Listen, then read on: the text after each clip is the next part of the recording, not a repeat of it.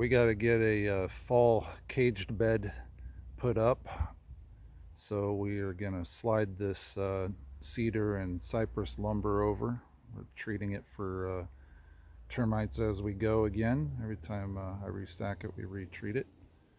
A little combination of charcoaling it and putting some diatomaceous earth powder on them, and maybe even a little bit of termite spray if in some bad spots.